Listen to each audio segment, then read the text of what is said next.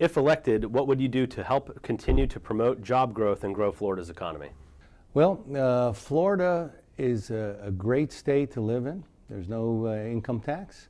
But when it comes to companies and businesses in the state of Florida, what happens is that politicians tend to look at them like taxpayers that don't vote.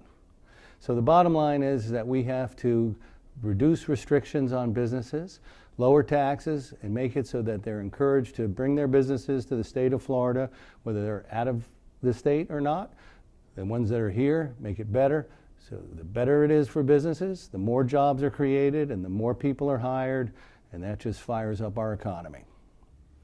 How would you improve Florida's healthcare situation? I think that Florida has to be party to some sort of uniform health care act such that insurance companies can do businesses across state borders.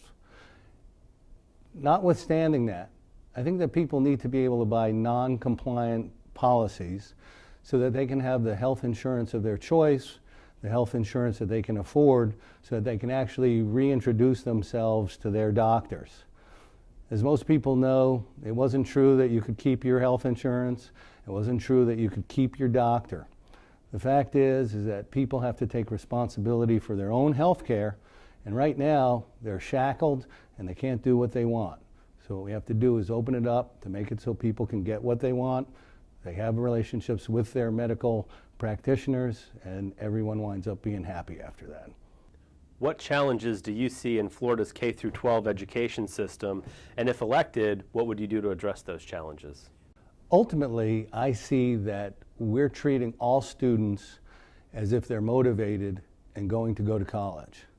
And while that would be great, and I would certainly encourage all kids to be motivated and to prepare for college and to go for college, the fact is not everyone's going to do that.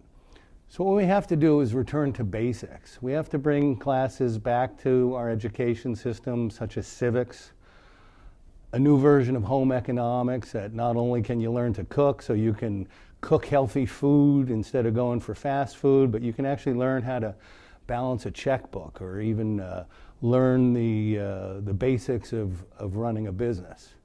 And then other things like physical education.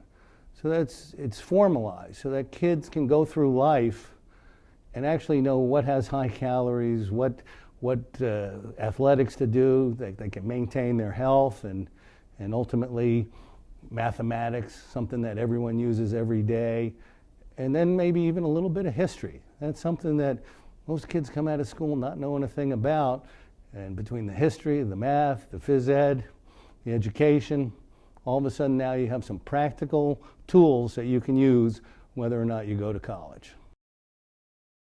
My name's Jonathan Parker. I'm running for Florida House District 113. And you can learn more about me at www.parker113.com.